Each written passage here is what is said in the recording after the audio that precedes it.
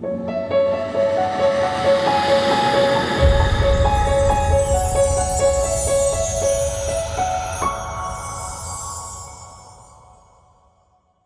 Web Development Bootcamp, right? And this weekend we are going to be looking at introducing you to web development, right? Before I proceed or start, I want to say a few things. First of all, everybody's muted, and that's because there's a whole lot of noise coming in around and all that. So to ensure that we all are not distracted by because one or two people are probably walking on the road and in traffic, trust and all that. Yeah. So to prevent that, I have muted everybody. If you have anything to say, just drop it in the chat, right? I dropped something, and others have also dropped something too, right? Yeah. So this is the first. Let me just do a rundown quickly of. Okay, so I'm going to be sharing my screen right now. So we can look at a few things.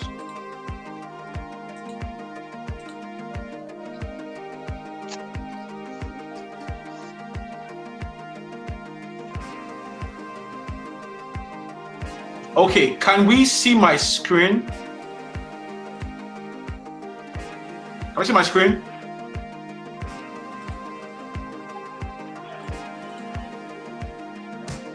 Can we see my screen?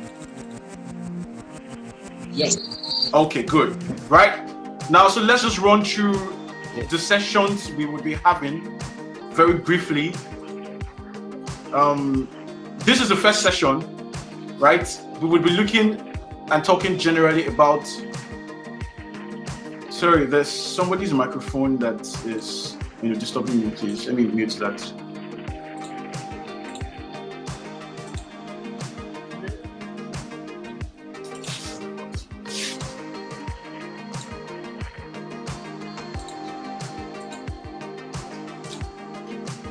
Okay, now Hello. Hello. Now let's do a quick rundown of the sessions we have. This is the first session, right? We're going to be looking generally at what web development is, right? And that's for tonight. Tomorrow we have the next. We'll go practical from tomorrow.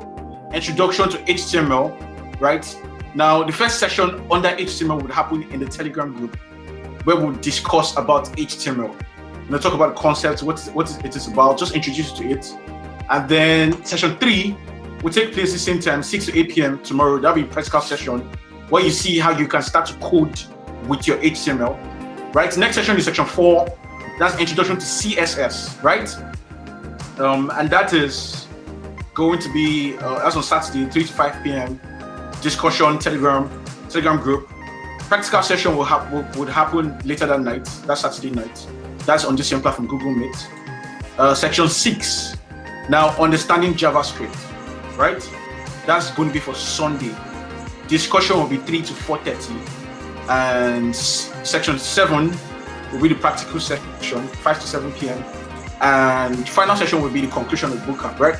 Now, the reason why we have discussions before practical sessions is because we have to, some of us might be, familiar with some of these things, but most of us are not, right?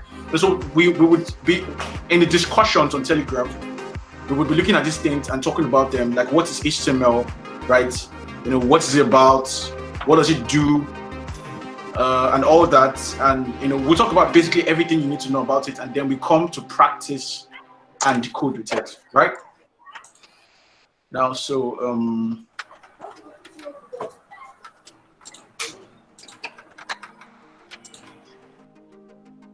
okay, now so let's begin from the top. What is HTML? Sorry, what is web development? Web development basically is simply the process through which you develop, right? It is take note of the word web development, right? It's the process through which you develop web pages and web applications, right? Sorry, hold on.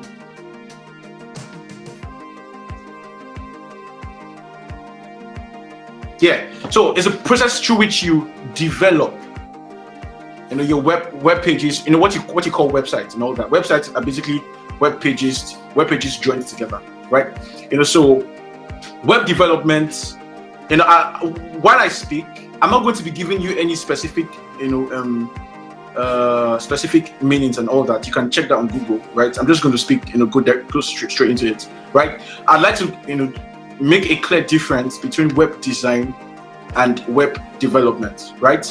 Now, web design is several things. Web design cuts across, according to how it is being used today, cuts across several meanings, right? And you have from your UI UX designs, right? Your UI UX designs, to the part of web design that has to do with designing websites, right? Now, don't worry. Let me try and explain. You can build websites. You can create websites, web pages, websites without developing it, right? And that is web design, and that is possible through tools like WordPress, Joomla, and all that. Let's look at a couple examples quickly. Okay.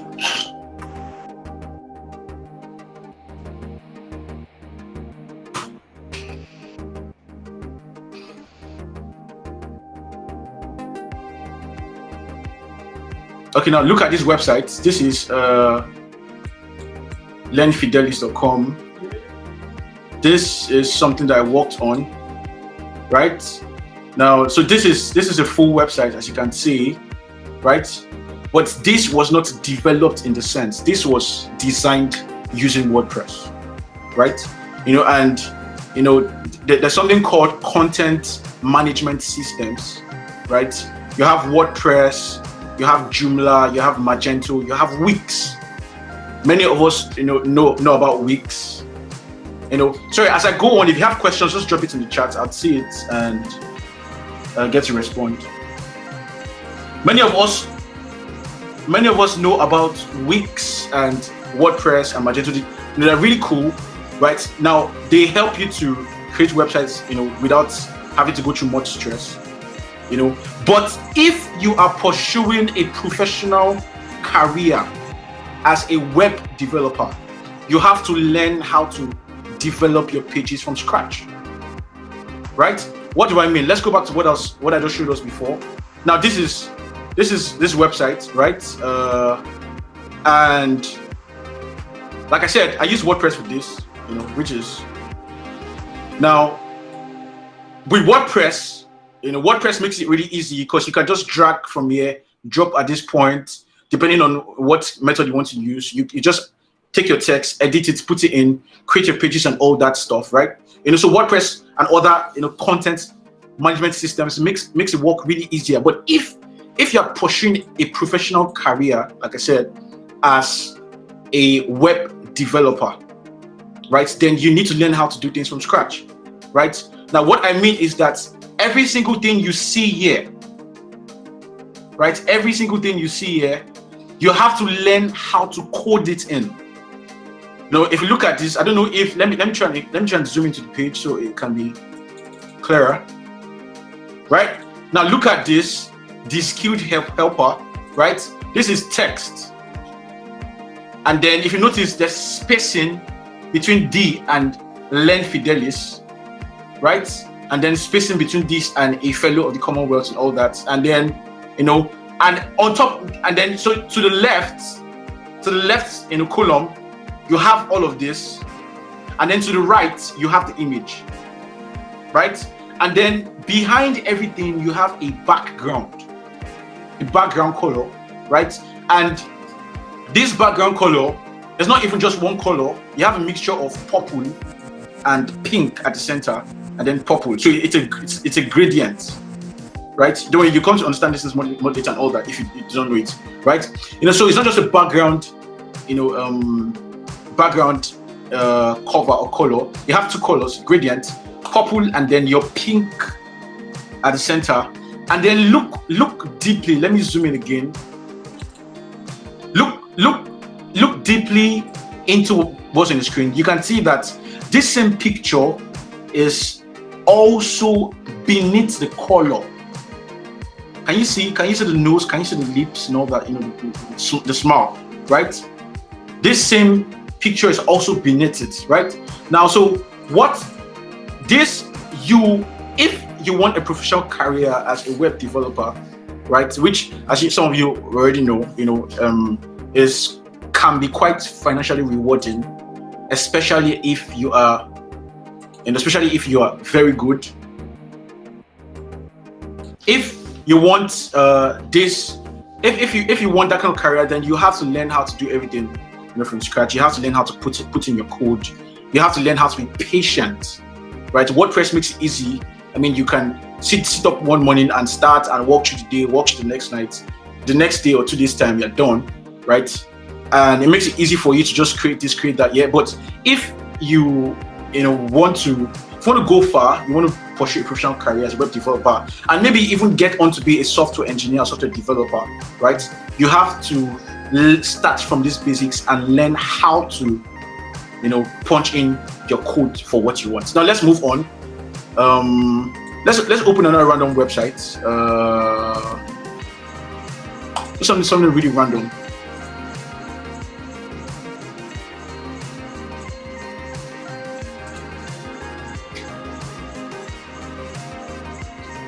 Okay, now, so moving on, I want to say that when you talk about web development, right, what languages are you talking about? When you talk about web development, what are you talking about? Now, web development, like I've explained, which I said is basically the process of you developing a website or web application from scratch, using your codes and all that, right? Now, web development as a whole is, divided into two broad parts. You have front end and you have back end, right? Let's look at that.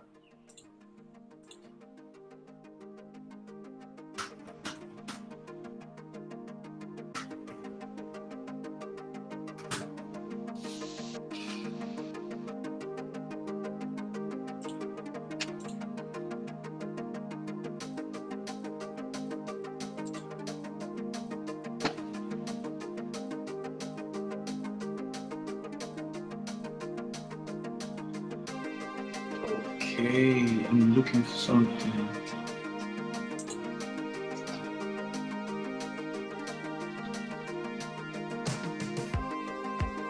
I'm looking for something.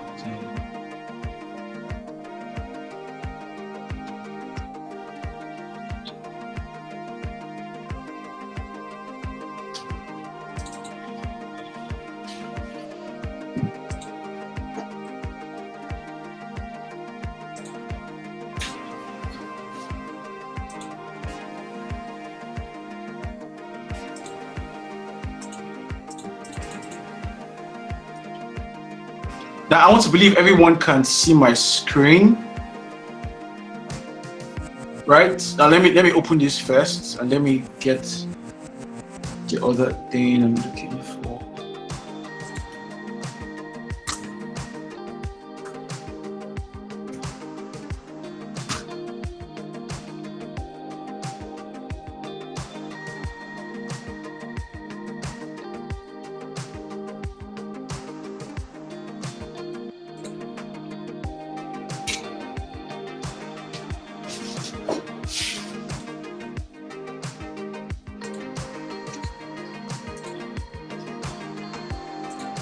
Okay, please bear with me a bit.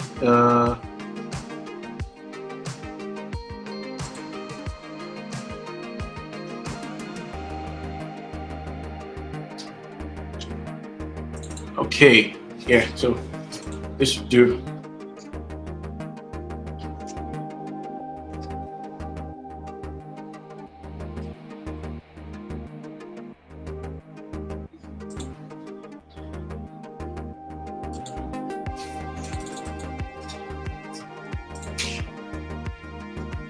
Okay, I want to believe everyone can see my screen. Sorry, that took a while. Now, I want to believe everyone can see my screen. Like I said, quickly, web development is divided into your front end and your back end, right? Now, your front end basically has to do, I'll make it as simple as possible. Your front end has to do with what you see in your browser. For example, when you go to what popular website is there? When you go to facebook.com, right? And it loads up, and then you see images, you see people's names and all that stuff.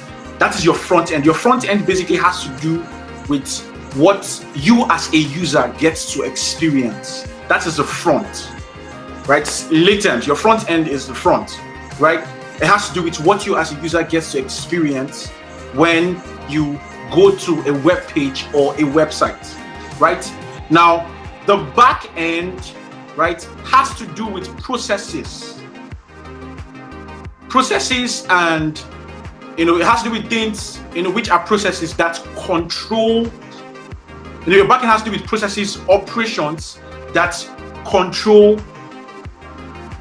Okay, your backend has to do with processes and operations that control, or that allows for the smooth running of what happens at the front. So your back end is like the engine room, right? For example, when you go on a website and then, sorry, we have new people joining in. For example, when you go to any website, right, you would see, like I said, the front end, basically front end web development has to do with designing, developing, creating that environment that you as a user gets to experience, relate, and engage with, right? It is a major, it's a major section on its own, right? It's a major class on its own. That's front end, and it has its own languages. While your back end has to do with, right? Your back end is also called your server side. It has to do with scripts and operations and controls, what has been set up on your server, right? Now, I want to make it clear, quickly that, your server, basically, your server, which you cannot see the server, right? When you go to a website, you only see the web pages, but the web pages are a product of what is on the server. Your web pages, which, pop up to you when you're browsing and all that, even when you're developing, is a product of, or the running of the web page is a product of what has been programmed in the server, right? So for every website, I'm telling you now, for every website to function well, for every single website to function well, right, there's compulsory the front end component which you can relate with, right? Which you as a user relate with, and then there's a back end component, right? Which is, like I said, it's also called server side, which controls and ensures the smooth running of everything that happens on the front. Now, let's look quickly at front end languages. Front end, you have your HTML, your CSS, and your JavaScript, which is primarily what we're looking at. So this bootcamp is, in summary, a front end web development bootcamp, right? What I say, it's a front end web development bootcamp. Once again, you have your HTML, your CSS, and your JavaScript, right?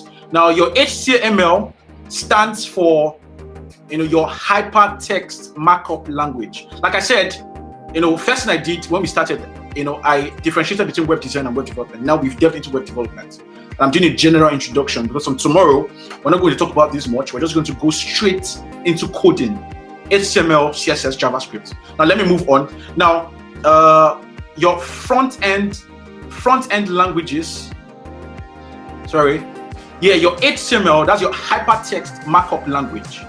Your CSS, which is your cascading style sheet, and your JS, which is your, can we all see this? HTML, CSS, JavaScript, right?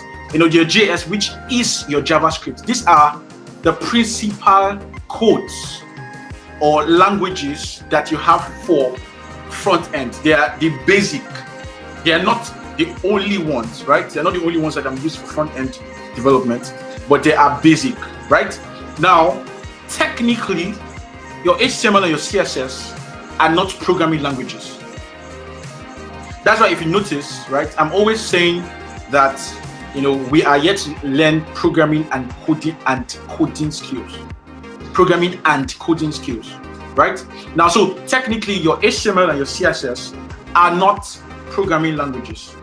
The only programming language among those three is JavaScript, right? JavaScript is a major programming language that, and its reach extends, into a whole of areas and all that, but that's what we're looking at today, right?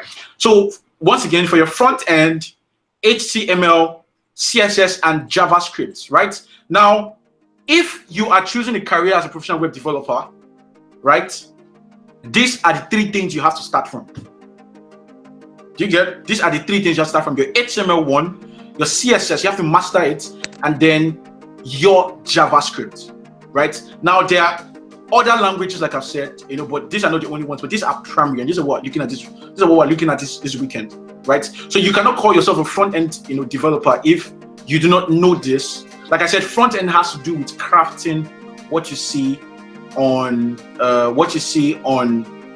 externally or on the surface of your web pages. Now let's quickly look at back-end, right? And then for your back-end languages, right, you have primarily Java, right? Java is also used a whole lot for Android, app development and all that. I'm sure we'll hear about that. Someone's heard about that, right? Your SQL, this has to do with your databases.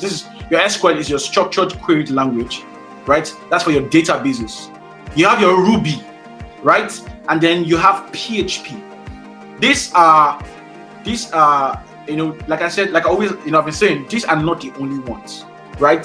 It's crazy how that as the days go by, as the months, and the years go by, we have newer frameworks coming up. Now you have what is called React.js. You have React.js for JS for your front end. You have Node.js for your back end. You have Vue.js. You have Laravel. So there's a whole lot of new frameworks that are coming up each year, right? And some of them have applications for the front, some have applications for the back. But if you want to be a web developer, right, if you want to be front end, you have to know your HTML, CSS, and JavaScript.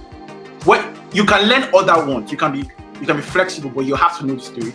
If you want to be back end, right, you have to know. You can't be back end without knowing your SQL, MySQL database, right? Nowadays they say it's not necessary for you to know your PHP, because there's a whole lot of options now. Your Node.js can do what PHP can do and all that, but they say PHP is slow, PHP is old-fashioned, but I think that's not really the case, right? I think that we have PHP receives updates every now and then, and we currently have PHP 7, which is quite fast, right? And all that, I can do what you need it to do, right? So PHP, Java, SQL, and your Ruby, right? Just as examples. Now, so back to what we're saying. Web development again is divided into two. Let me see. Let me look at the chat. Okay, web development is divided into two: front and back. You can choose to be front, and you can choose to be back end, meaning that you deal with operations and controls on the server side, right? You can choose to be full stack, right? Front end, back end, full stack. Full stack means that you are both front end, you are both back end. You know languages that are related to both areas, and you can use them well. If they call you today and tell you to do this on the server side, we need to set up a database, this and all that, you can do that. They call you today and say, we have this project, we need someone to design the front and all that stuff. You also show up there, right? Now, let's move on quickly. Let's talk about HTML, CSS, and JavaScript, right? Now, let me do something quickly. Before I go on, are there any questions? Quickly? Are there any questions? I'm looking at the chat right now. Any questions? As we move on? Any questions?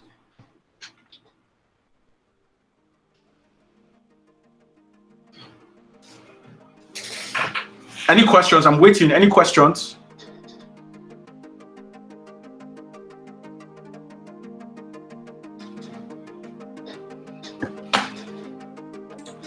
Hello. Yeah, I'm listening. Go on. Okay, this is Tamuno. I want to know concerning the full stack, isn't it? Full stack. Okay, full stack. Thank you. Full stack. Yeah. It means I can both work as a front end and also a back end. Yes, that's what it means. Okay, Yeah, okay, yes. okay. But of So course, okay, go on, please. okay, it then means that if I'm being appointed to be maybe an ICT manager Okay, in a firm or a company, it means if I'm a full stack, isn't okay, it? I can actually operate, I can actually serve them both as a front end programmer and also a back end programmer. yes. If you are full stack, yes, you can set them Okay, as both. But I think that I'm not so sure. It depends. But I think that when you talk about ICT or being employed for an ICT role, it is not so related. It's not the same as being appointed for a developing role, a web development role, right, or a software development in a role. I think they're two different things. But you're correct. If you are full stack, then you can show up when there's need for something for the front, and also show up when there's need for something you know at the back too. Yeah. So if there are no more questions, I will Good be evening, moving sir. on. Good evening. Okay, yeah. Yeah, my name is Olusegun. Okay. Yeah, sorry, please. I want to find out something. You said JS is primarily for front end. Why is it that React JS and Node.js, they are primarily JS syntax? Okay. Because and these are backend tools for JavaScript too, right? Okay. No, So React is front, but React is front. Yeah, but go on. Just go on. okay, that's basically my question, because I found out that Node.js and React Redux, these tools they're actually written in JavaScript syntax. Okay. Only that some of them, you can integrate HTML and all that inside Okay. it. So I'm a little bit confused why you said that JS is basically and only front end languages and it's not used for, because even Express. Okay. No, go on.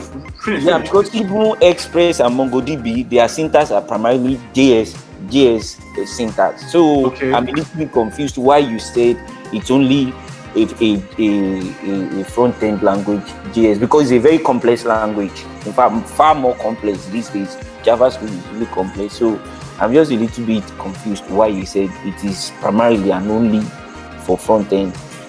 Okay. Now, yeah. Okay. Great question. Now, let me, to the best of my knowledge, talk about something real quick. Now, there's a difference between JavaScript as a language, right, as a primary language, and your derivatives from JavaScript. Okay. Like your React.js, your Node.js, your Vue.js, and all that stuff. Yes. Right. Of which more will keep coming out, right? Yes. So there's a difference between JavaScript itself and derivatives. Now, React.js, Node, Vue, and the rest, basically, are built on the core. Sorry, there's so much noise. Sorry. Please. Sorry about that. Sorry. Let me mute my. Sorry. Okay. Right. Okay. Now, so like I was trying to say, there's a difference. There's a difference in JavaScript and its derivatives. JavaScript as a primary language or as a language is primarily front end. It is browser side. Browser side front end, server side back end, right? But its derivatives, right? React.js, Vue, Node, can be applied across a broad spectrum. For example, React.js uses the JavaScript library, but runs browser side, runs on your browser.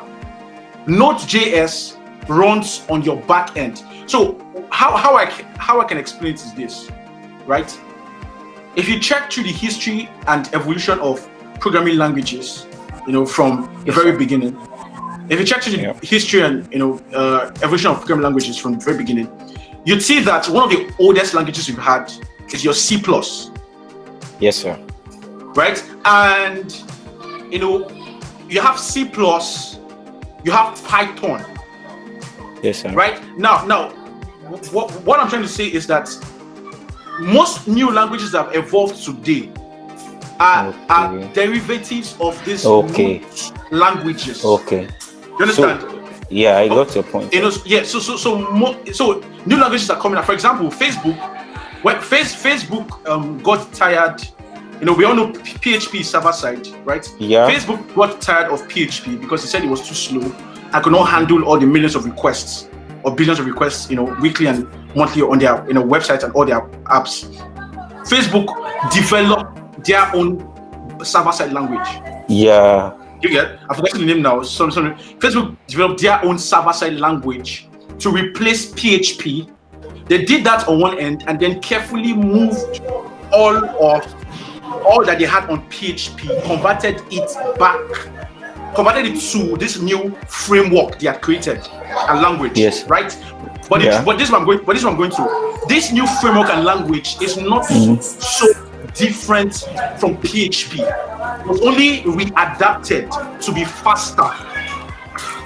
Right? Its syntax was changed, was readapted to be faster, and then they gave the new name.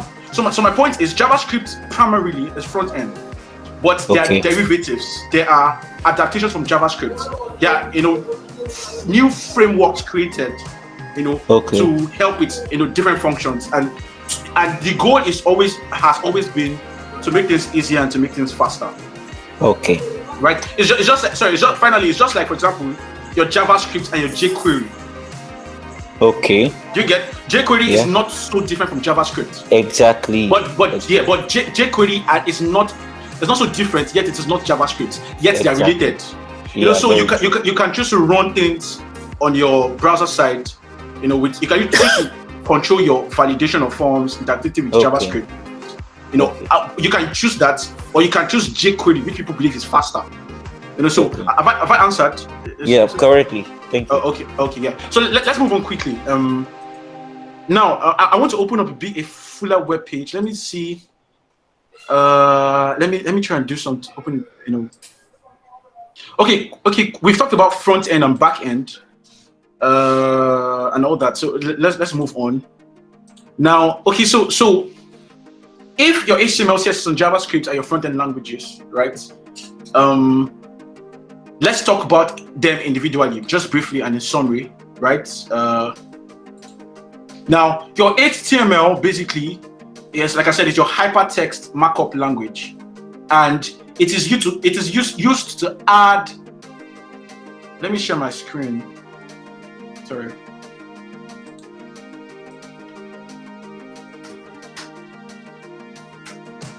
Let me share my screen.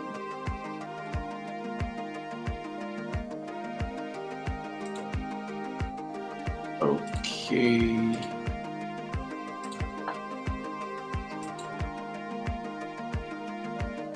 All right. Okay. Now, so your HTML is your hypertext markup language, and it is used, right, to it is used on the front. It is browser side, right, and it is used to, in simple terms, to add content to your page. You want to add text, you want to add images, you want to add tables, you want to add paragraphs, you want to add headings. You're talking about your HTML, right? Let's look at an example, right? Now you have this. Let me change this website. Let me find something else. Something else. Okay.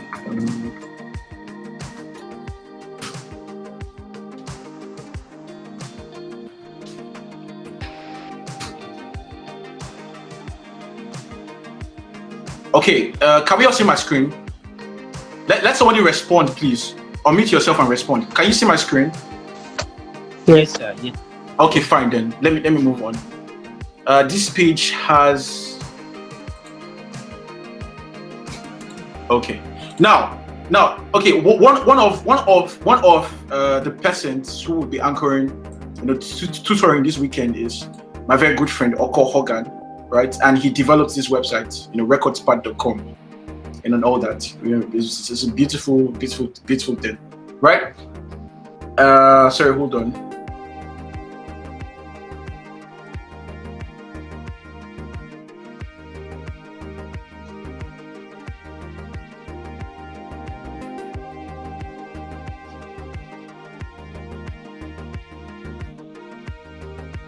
Yeah, so now, let's just use this to look at HTML, CSS, all that stuff. Now, so your HTML is where you start from. The starting point is used to add content to your page, right?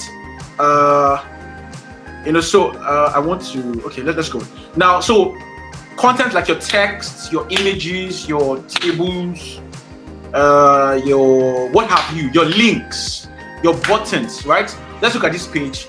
The tech point. This is HTML. Right, a tag, an HTML tag was used to write it, the tech point. And then you have a full stop, right? This image, this is not an image actually. This is it's not a GIF. It's like an interactive image or something. Because I mean, you notice how it's animates when I hover the mouse on it. These are things you can do also when developing, right? Now this is added. Through and with your HTML as well. This text, grow your business today, HTML, text, HTML, right? Our software as a service, HTML. All these things, all these content added and all that stuff, HTML basically. So your HTML is used to add content to your web page. Your CSS is used to style the page, right? Now, if you looked at, I'm going to show us the first website ever developed ever developed. That's the first website that ever came online, and yet it's been preserved in its original state. I'm going to show us that to explain what I'm saying, right? So your HTML is your content, anything, your images, your videos, and all that stuff. I'm going to check that out briefly, but that will be talked about majorly tomorrow. Your CSS is used to style your page. It's used to add design, coloration, it's used to arrange. Excuse me, please. Your CSS is used to arrange, your page, right? Now, what do I mean? Like I said, this tech point was added with HTML, but you can see the white color, you can see the size, you can see how it's arranged. That is CSS, right?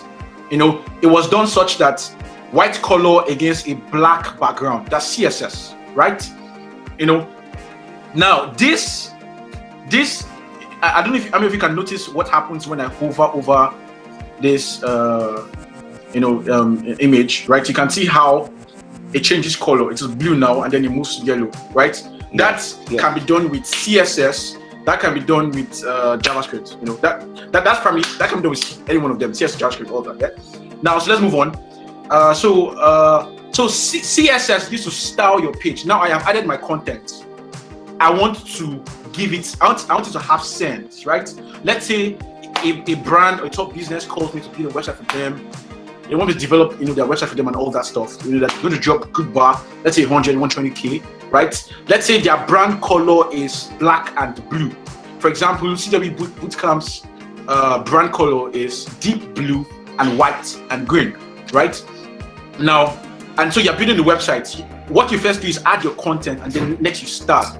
It is with your CSS you'll be adding your color, your font size, things like your font size. Some of you familiar with WordPress, your font size, your font type, and all that stuff. That's your CSS styling. Let's move down, right? Now you can see this again, our software as a service, right? You can see that let me highlight it, let me zoom into the page here, it's clearer. You can see that our is thinner.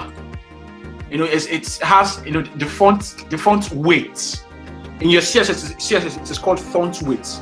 The font weight is not thick, it is thin, and then software as a service is thick, right?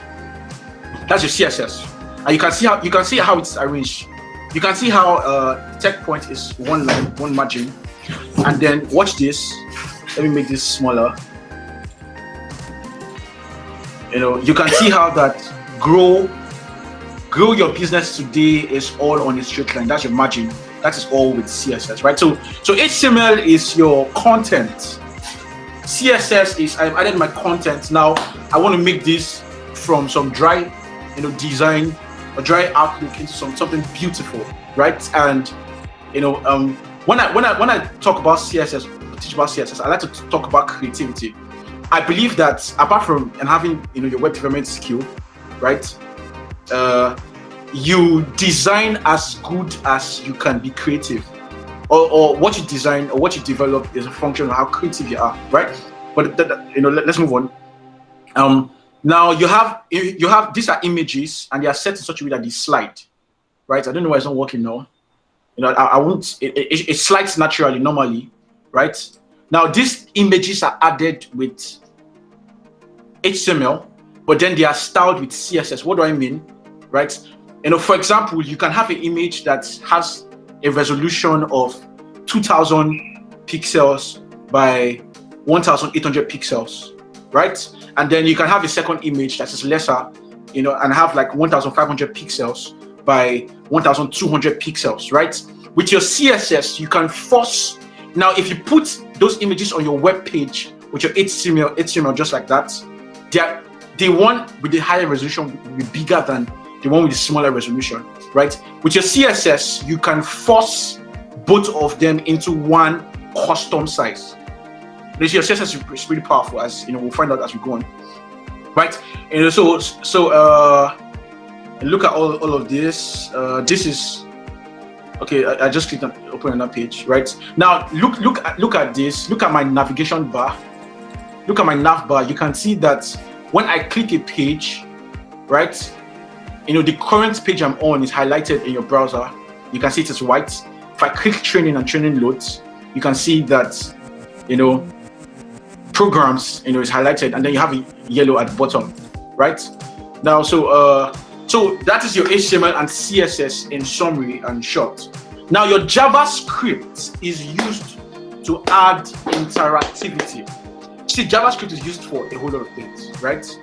For this general class, I'm going to stick with three major things. It is used primarily for what is called interactivity, right? Now, flashback to the best website you have ever been to in your life. I am sure that they have a couple common properties. I'm sure that one, they were very easy and simple to navigate. I mean, you didn't open them and you saw things scattered around. It was arranged and easy to navigate. Two,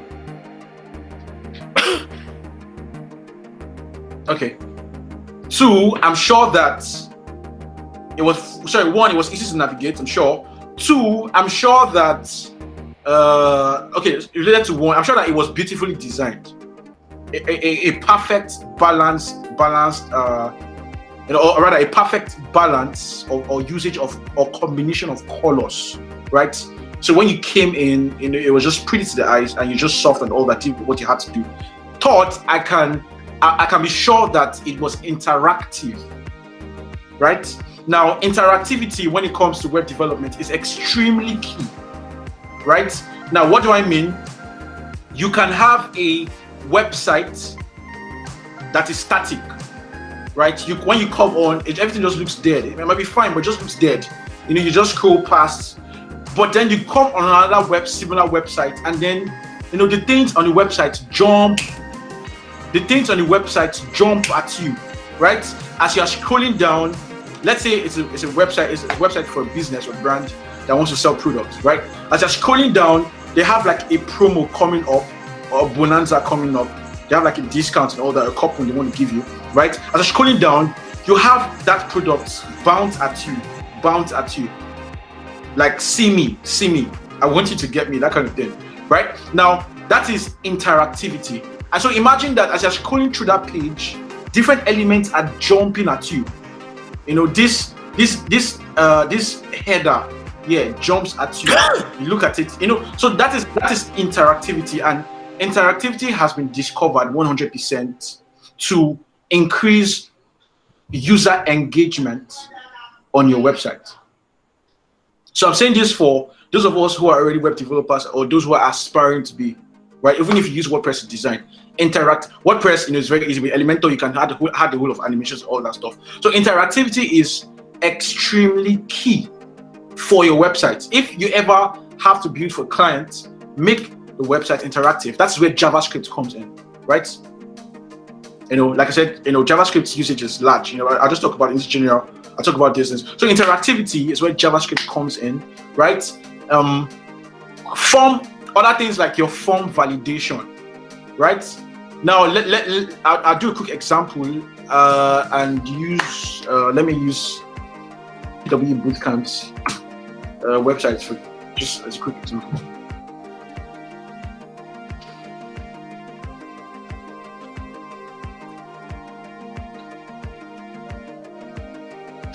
Okay, now if you notice, first of all, you would see that the image, is moving, moves to the left, gets to points, margin points, moves back to the right, and all that stuff. Now that was done. I did that through CSS. That was done through CSS, right? And it's just once again to try and increase user experience. But this is where I'm going to. JavaScript is used for. Let me zoom in on this form. Sir Godfred Akpan is going to be talking about JavaScript on Sunday. You all need to see. This is the truth. Most people find HTML and CSS easy to learn, but run away from JavaScript. JavaScript is the core thing you have to learn, right? So he's going to be talking a whole lot in that class. There's a discussion in the afternoon, then the practical session, all that. But let me just touch a bit quickly.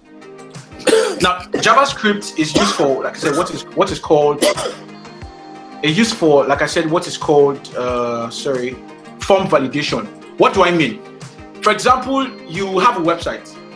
You want people to come in to send you a message, right? Let's say, it's a ranking website. You're making sales and all that every time. You have guys come, or maybe it's a blog, and you're having guys that come to fill in, comment on your post, or it's just a simple contact form, right? Now, we have a lot. We have some of us who know what are called bots, BOTS, right? AI bots. They are spam, or what is called spam bots, right? Spam bots are what they do is that they detect your website and go and send and add spam and a lot of spam to your website, and they do that. Some of them do that primarily through your contact form, right? Now, your form validation with JavaScript is necessary to prevent robots or bots or whatever you want to call it from spamming your website, which in turn can lead to hacking, right? Your website can get so many spam requests, like 1,000 in a minute, so many requests, and it just causes to go offline, shut down, right? Now, your form validation, let's look at that. Now, look at this form. I'm sure we can see it clearly. Let me zoom in again. Yeah, now look at this form. Fill in your name, fill in your email, fill in your subject, fill in your message. If I come here and I try to click send message, see what happens, right? It tells me, no, you cannot, you have not done what you need to do. So your JavaScript is used to set parameters for your form that users must fill or must complete for that form to be validated. It is called form validation. For that form to be validated and for that form to be submitted. Right? Now, so when I click submit, what does it say? It says, please enter at least 4 characters. Please enter at least 4 characters. That's how I set it, right? And then, so meaning that if I enter 3 characters and I try to do it, it's not going to work. We're going to try that quickly. Let me move very quick. Now, your email says, please enter a valid email. So I have, through JavaScript, I have told my website through JavaScript that this is the characteristics of an email. It must have the @ symbol. If there's no @ symbol, it is not an email. Don't accept it.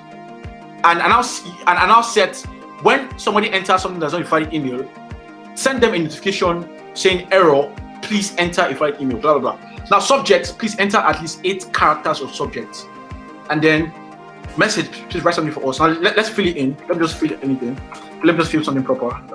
Say,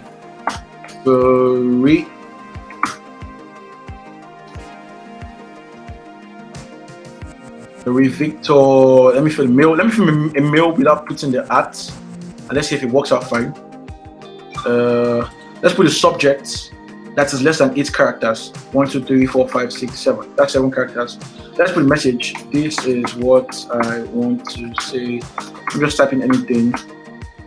So to see. Let's try this. Let's see what happens. Can you see? Please, when I click submit, please include at in the email address. This, let's try again. This is missing an at. So that's what your JavaScript is used for. This is necessary. If you have a form that doesn't have this, it's going to be misused, especially if there's somebody who's like maybe an aspiring blogger, right? You want to get aspiring blogger who wants to get like maybe 1,000 visits to your website every day. They would overload your website and shut it down for you, right? Now, right. So let me include my at. Let me just obey what it is saying. Let me make this. Now see what happens. Okay, right, and then my mail has, my message has successfully gone and all that stuff, right? Now, so what I've just done is explaining what is called form validation, right? Now, like I said, JavaScript is used extremely. It has a lot. It's versatile. It has a lot of uses. And the question came earlier talking about how that frameworks built on JavaScript, right? JavaScript is also very useful when it comes to software development, software engineering, and all that stuff. That's what your Python, your C++, JavaScript, and all that stuff, right? But its relevance to web development is what I'm trying to summarize, right? Interactivity, which is a whole lot, and your form validation, which other thing is there? Okay, let's just move on, right? Now, so once again, very quickly, HTML adds your text and all that stuff. Your CSS adds your styling. Look at this green line over this text. That's CSS. Look at this one. That's CSS. When I click this, right? You see green color here. You see the green arrow. You see white text. That's CSS, right? You see all these things. You see this box, this padding, or this box here. That's CSS, right? All of these things, CSS, colors, CSS, right? So these are what we will be learning this weekend in this bootcamp, right? Now, after this, we'll move to, there are 1 or 2 tools we would need to download, you would need to download, right? Before tomorrow, as we start properly coding tomorrow. But before I move to that, any questions, please?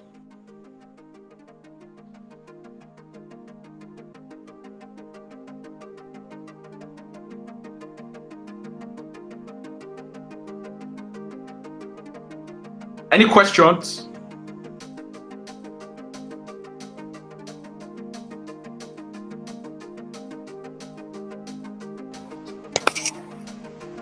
Hello, sir. Yeah, go on, please. Yeah.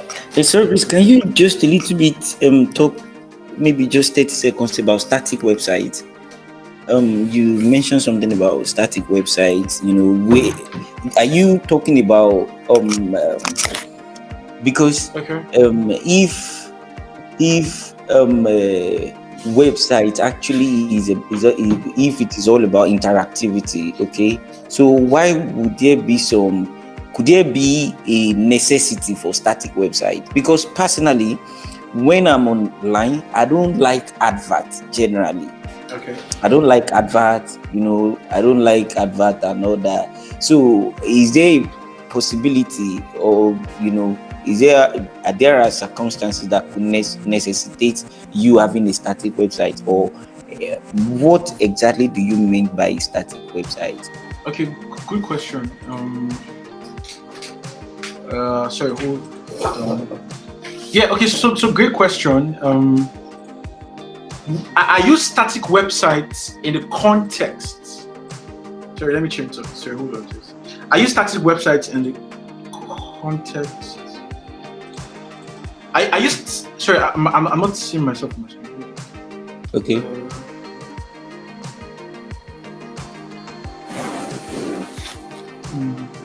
I use static websites in the context of a web page that you go to that is just dull, right? That's context, right? Okay. Yeah, that's context. Okay. Okay.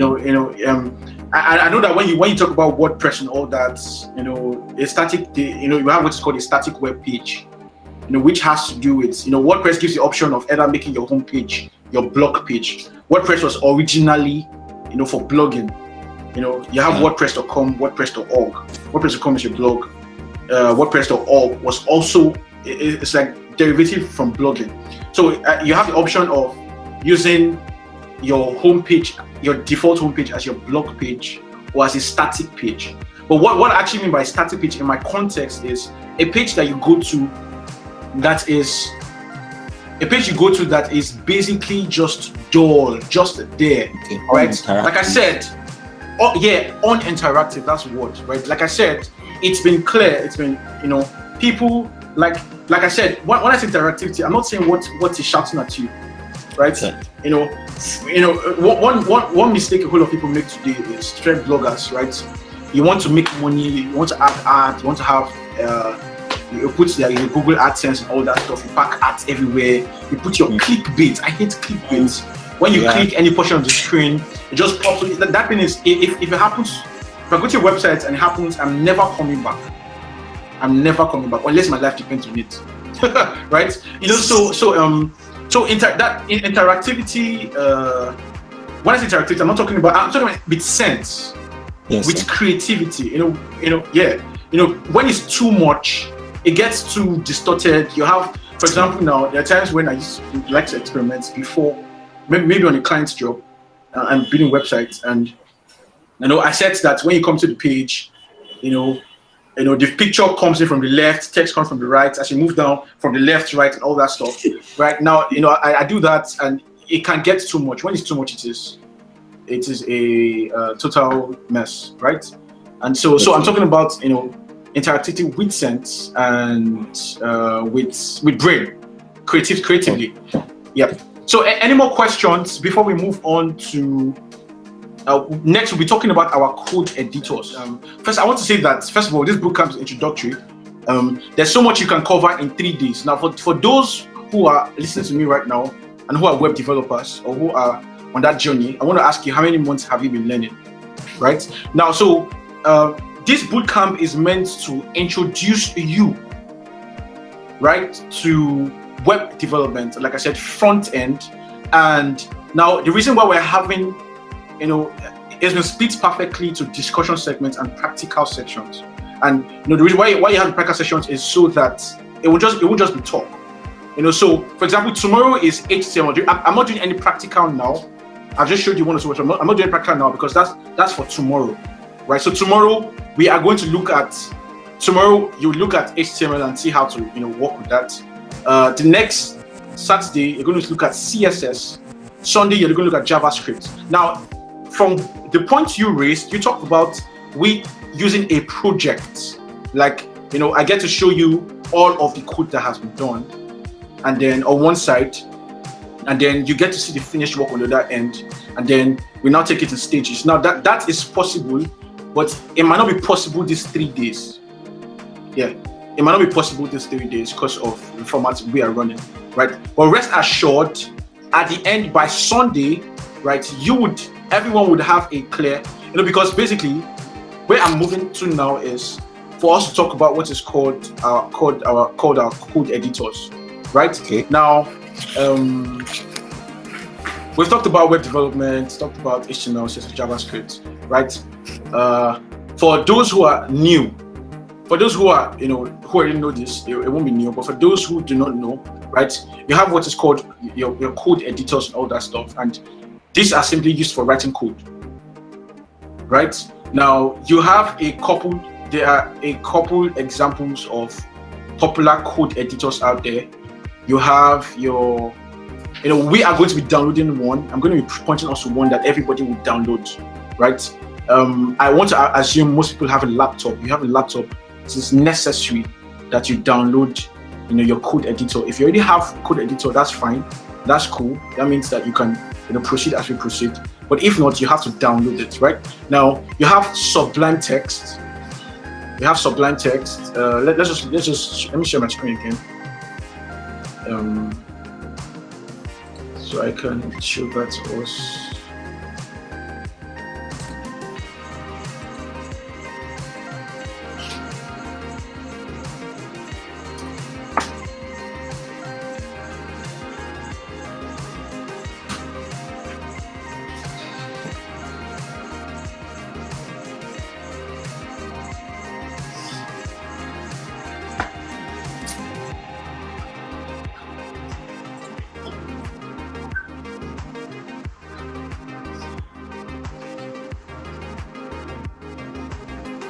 Okay. I hope my screen is clear. Like I said before, tonight is strictly introductory. We are not doing any practicals tonight. It's just introduce you, right? Tomorrow we're going fully practical. There's not going to be talk about theory, right? Now, so code editors. These are applications developed that these are applications that create an environment for you to write your code, right?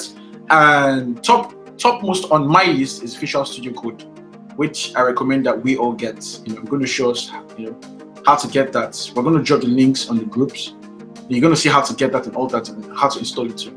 Visual Studio Code, right? And then you have a lot of them. You have Atom. This is Atom. You have Sublime Text, which is next. You have Notepad ++, Bluefish, and on and on and on. But we are going to be getting Visual Studio Code, right? Now don't worry, the link will be dropped on the platform, Telegram group and Facebook group, so you can get it. So first task I'm giving you, first task for this bootcamp, right? You are required to download Visual Studio Code, right? This is what we are going to be using to perform our codes and operations, this coming weekend, right? And this is what you'll be using also to practice and try it, right? Now, like I said, don't worry, the link will be dropped. Okay, so this is Visual Studio Code. This is where you download it from. Usually it's easy. You just do a simple Google search. Visual Studio Code download. The first thing that comes up, that's a official website. And then you simply get it and all that, right? And then you can download for Windows, you can download for your Mac. I'm using the Mac right now, so I have mine for Mac installed, right? So next, I am going to be showing us. I'm going to be showing us around Visual Studio Code. I already have it opened here. Now, so this is my. Can we see my screen? Let someone just unmute and confirm that. Can you see my screen? Yes. Okay. Yes. Good. Now, yes. So for this weekend, for the practical sessions, for what we'll be doing, all the codes and all that we'll be doing, this is what we would be using. This is what is recommended, right? I mean, you could have Sublime Text and all that, that's fine, but I personally prefer Visual Studio Code because it makes my work a lot easier, right? So when you download and install, it's straightforward. It's not too heavy. It's about it should be less than 50 MB. I'm not too sure, but it's not too heavy, right? If you want, you cannot want to be a web developer and not be able to, drop 50 to 100 MB to download, software you need, right? Now, so this is how it is. Let's just look around it. If I click new file, it will ask me for the name of the file I want to. Let me put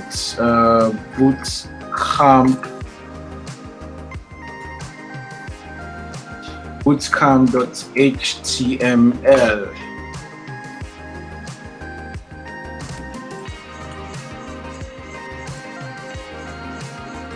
Let me do that. Oh, okay. Sorry, hold on a bit.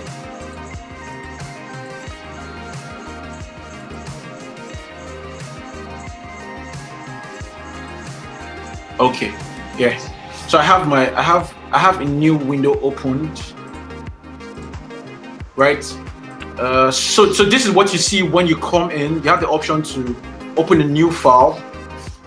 You have the option to open a folder. Now you'd learn later on this weekend that when you're working on a web development project, you work with a folder. You have to have a folder, right? We're going to look at all that later on, right? Open your folder and all that stuff. Now I want to quickly jump to something. Now, the one reason why I love Visual Studio Code is because it allows you to install plugins that make your life extremely easier, right? It allows you to install plugins that make the job much easier and sweeter, right? Okay, let me go full screen. And so so first task is download Visual Studio Code. Link will be dropped on all platforms. Next task is you're going to install what is called a Visual Studio extension. Now this extension is called Life Server. right? Now, what does the live server do? The live server allows you to check your work, right? Your live work as you are coding. For example, you're trying to build a web page, that you've done the top part, you've done your navigation bar, you've added your hero image and all that stuff. You're moving to your body, your content, right? With your live server, you can constantly and on the go be checking your work in your browser. All you have to do is just hit Ctrl S. All you have to do is just save your work. Now let me just so you come to notice what I did. This is where I started from. Sorry, notice what I did. This is where you start from. I came to the last thing here, extensions, and then I'm going to search for live server. Now download the first one you see. That is retweet day.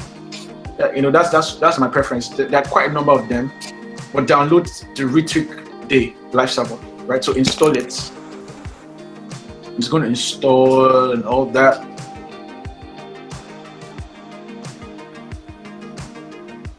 Okay, so our extension is installed, right? Now I'll come back to this. I want to show us something.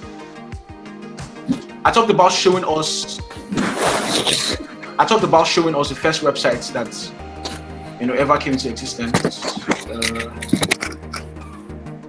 Just hold on.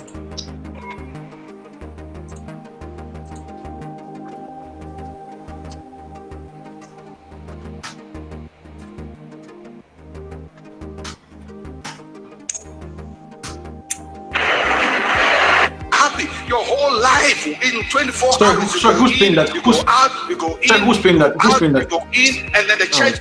Who's playing that, please? That's making noise, please. Sorry about that. It was a mistake from sorry. Okay. Sorry, hopefully sorry. Okay, can you mute your mic, please? Thank you. Please. All right. Yeah, so now I have talked about HTML, CSS, and JavaScript, right? And just to demonstrate that, I want to talk quickly about the first website that was ever created or developed and put online. The first website to ever go online, right? Let me show that to us now.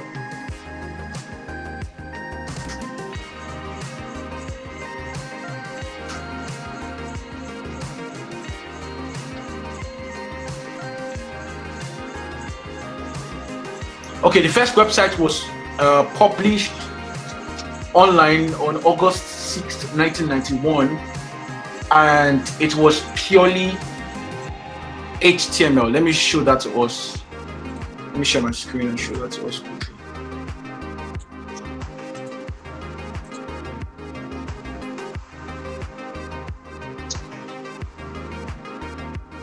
Okay, yeah. So this is the first website ever created on the earth. Developed. As you can see, it is pure HTML, right? Now, when I organize classes, I like to give this as an assignment, right? And tomorrow's task, already giving you a sneak peek. Tomorrow's assignment or task at the end of the day, that's at the end of learning HTML, would be to develop this simply. That is, I will check that when we come back on Saturday and all that continue. So this is the first website ever created, and as you can see, it is extremely easy. Now you might ask the question, this was done in 1991. You might ask the question, okay, maybe things have improved and moved and developed since 1991. Why is it still like this? It is kept like this to preserve the memory, to preserve the landmark, right? And what do I mean? Let's click this. You see, it's just HTML basically, right? And you have text and all that stuff. There's no much styling and stuff, right?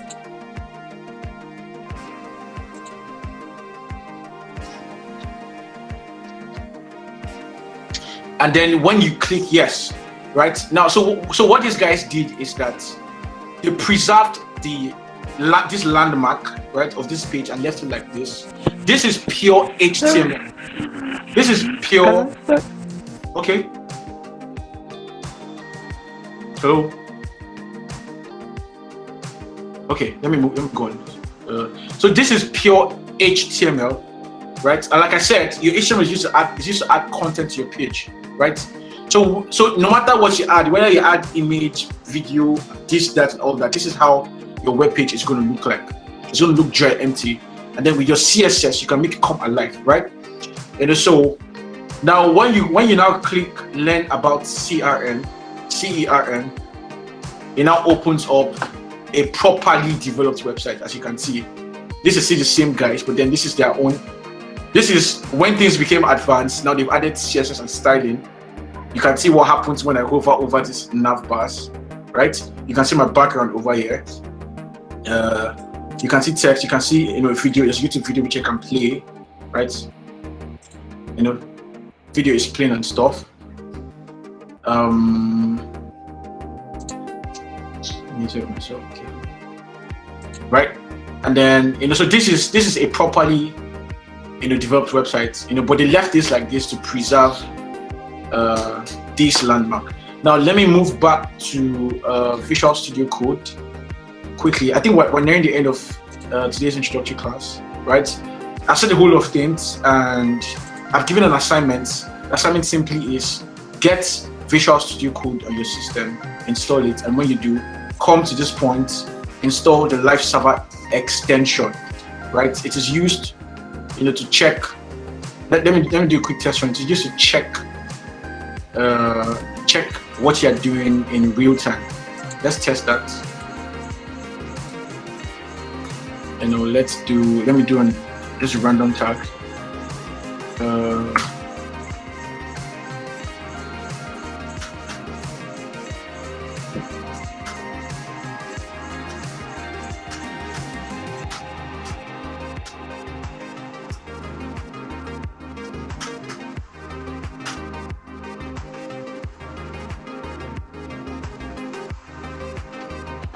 Okay, let me save this page.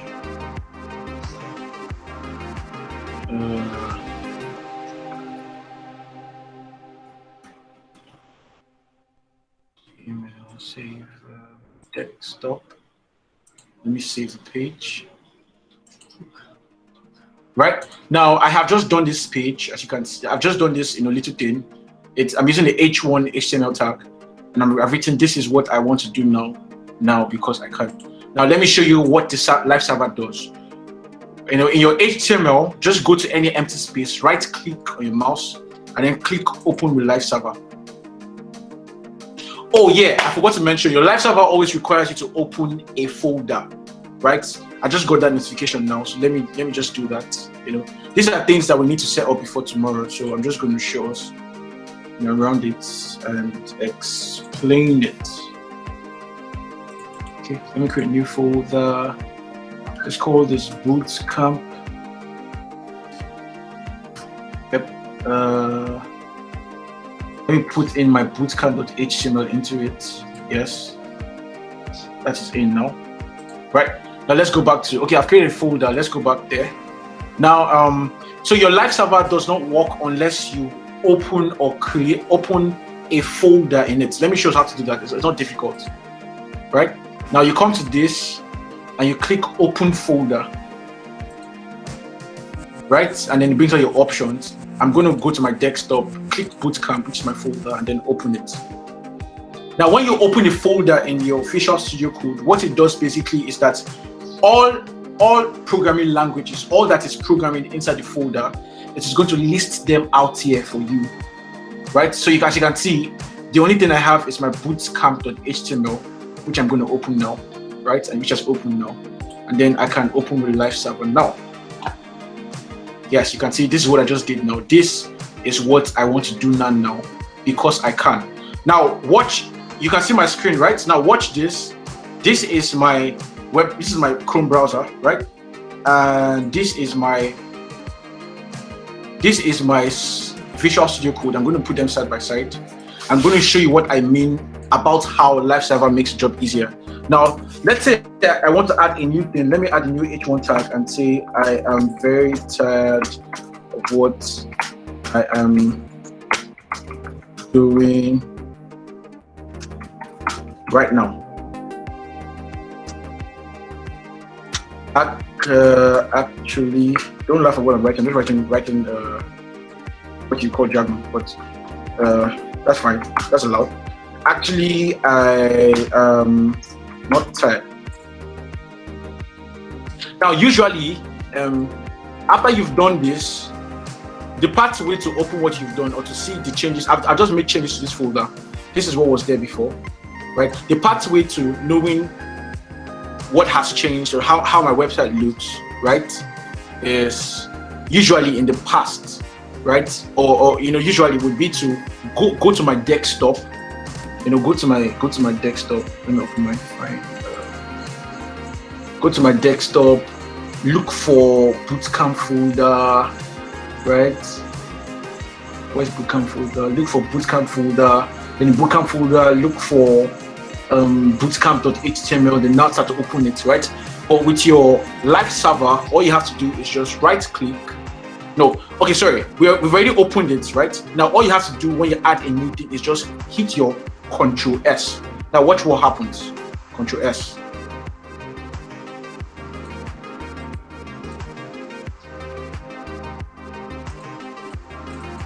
Sorry, hold on.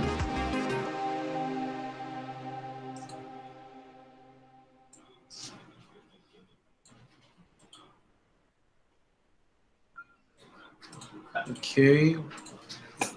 So, okay, now it's reflecting, but it's not supposed to. So just hold on a bit. Let me take out tired.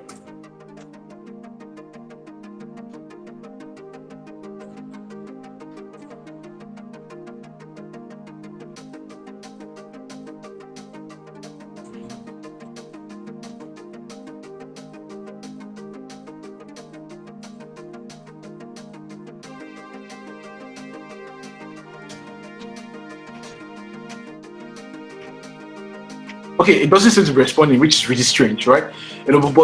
But usually and normally, all you have to do is just hit your Control S, and then what you have added would reflect immediately and naturally in what you're doing, right? So if you have a project, as opposed to opening your Visual Studio Code large screen like this, you can work side by side. You have your code here, and then you have your browser here, and basically, and then you can do what you want to do right now. So like I said before, the tasks for against tomorrow, right? Download Visual Studio Code Editor, right, which is the environment in which all that we are doing. Oh, okay. Yeah, I just discovered why. Sir. I just discovered why it did not work, and live server requires your body and your head tag. Now let's try that. Let's just put this in a body tag. When you learn all of these tags, from tomorrow. Okay.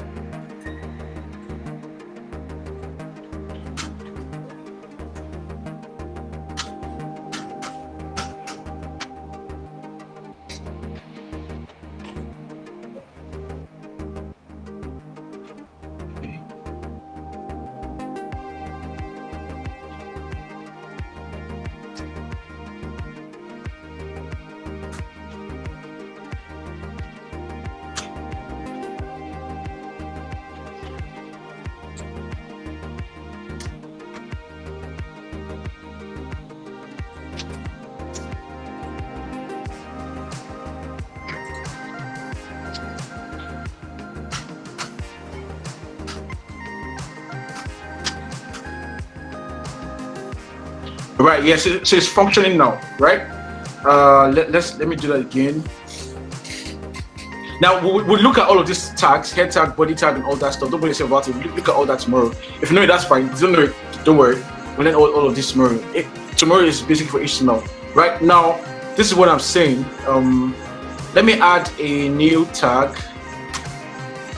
H3 tag, these are the things I want to do now so that they can come over here, right? All I have to do is just hit my Control S and it shows here, right? Can you see it? It just worked. And if I duplicate this as many times as I want, let's do that.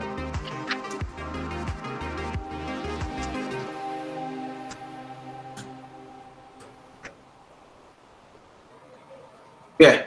Now, I have made a whole lot of changes, and all I have to do is hit my Control S, and then it just shows up here, right? So that's what I want to show us. So basically, against tomorrow, please, you are required to install your Visual Studio Code. You're required to install your Visual Studio Code and install the extension Live Server, right? It's going to make all we have to do extremely easy, right? So at this point, are there any questions? I think what we can start to wrap up is to 8 already. Yeah, so any questions? Are there any questions? Everybody understands everything? Can we unmute our mics and respond, please? Any questions? Any questions? Any questions? Any questions? Yes, sir. Yeah, thank you so much. The class has really been enlightening, and I'm hoping for the class tomorrow and the rest. Thank you so much. Okay. Okay. You're welcome. Yeah. Okay. So I think that at this junction we can wrap up. I mean, let's save our data for tomorrow when we do some some real work and all that. Yeah. So for tomorrow we will be looking at HTML, Saturday CSS, and then Sunday JavaScript, right? The link to downloading your Visual Studio Code will be dropped. Okay. On the Telegram group and also Facebook group, right? And so you can just download it directly. It'd be really awesome if you have access to a laptop, because that will ensure that you can follow along and get to practice everything that's basically done, right? And like I said, when you download and install Visual Studio Code, install the Live Server extension, and so it can make all we want to do easier. Yeah. So at this point, I think if there are no more questions. Okay. Okay. Yeah. The question that one of our participants asked about when people were talking about the React, JS, JavaScript, derivatives, and all. I don't know if you could just do us help by maybe just making a voice note that explains basic backgrounds to all of these things, even though the class may not, the training may not cover them in details, but we have a background knowledge of that can possibly help us to do further research and all. Okay. But when you say background knowledge, it sounds because okay. Now tracking back a little bit and very quickly, what I did there was just talk about when you talk about web development, there's front end, there's back end, right? Yeah. And your both areas, both sections can stand alone by themselves. What do I mean? You can choose to major professionally as a career. You can just major professionally as a front-end developer, right? And then you can choose to major as a back-end developer, right?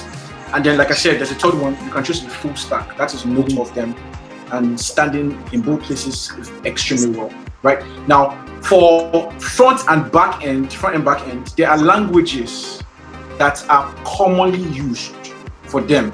Your front end has to do with everything that happens inside your browser. HTML, CSS happens inside your browser, right? All the things that you type and create and all that stuff, they are interpreted by your browsers, right? Your HTML code works together with your Google Chrome, works together with your Safari browser for those who use Mac and the Apple products, right? It works together with your Firefox, Mozilla Firefox, with your Microsoft Edge and all that stuff, right? Now, so your HTML, CSS, JavaScript are browser side. They work with your browser, and then there are languages that also work at the back or on the back side. Your PHP, your SQL, your Laravel, your Java, and all that stuff, right? They are things that control things on the back, right? Now, the truth is that before you proceed, you have to know where you want to be. You have to know what you want to do, right? And that would usually involve you kind of doing a research, right? Now, so there are languages that are applicable for each side and each part. Now, what I talked about briefly when the question was asked was about JavaScript, right? And there are so many languages today. There are so many languages today, but there are languages that are the parents of other ones or that have been C++, Python, JavaScript, and all that. PHP. These ones have been, and the new ones, there have been entirely new ones that have never been. That's true, but most new ones have been products from these ones, right?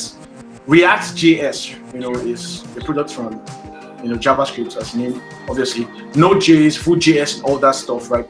So you don't need to get yourself confused with all that. In fact, you don't need to compulsorily know all that, right?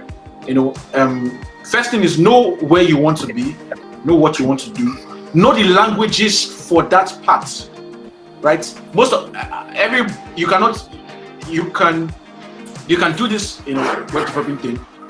web developer thing, because that's your passion. But we all know that we're also in this to make money, right? And all that, and for finances, right? And so you have to know the languages that are relevant currently for these points and are in vogue, right? And so to choose where you want to be, do your proper research, know the languages required for where you want to be that would set you up in the industry for where you want to be, and that'll make jobs be able to come to you, make you fit for jobs, and then learn them. So I'm saying you don't have to bother the main things, Mongo, you don't have to bother yourself for all those things. Just know what you want to do, right? So for web development, front end, primary things, HTML, CSS, JavaScript, back end, SQL, MySQL. SQL is the language. MySQL is a database management system where they work hand in hand. So SQL/MySQL, PHP, Java, and all that stuff for your back end, right? So it's clear, right? No. Okay, yeah. So I think that at this point, Sorry, sir. Yep. So can we make it a little bit earlier tomorrow? Because tomorrow's time is pretty fixed. Tomorrow's time is made based on the whole of things were checked to ensure for tomorrow's time, before tomorrow's time was set. So there's discussion festival, then there's the practical evening. Now the thing about classes like this, bootcamps like this, is it depends on you, man. Because right, these things happen once in a while for free like this, because you have to pay. I paid a lot of money to learn these things. I paid in dollars, all of that stuff. So these things happen once in a while, and free like this. And so when they happen, it might move you out of your usual schedule, but you would be required to make adjustments for that 1, 2, 3. Exactly. So tomorrow's schedule, the weekend schedule was fixed: 3 to 5, 6 to 8, 3 to 5, 6 to 8. Sunday 3 to 4:30, 5 to 7, 8, and all that. Okay, so at this point, are there any more questions? Any more questions?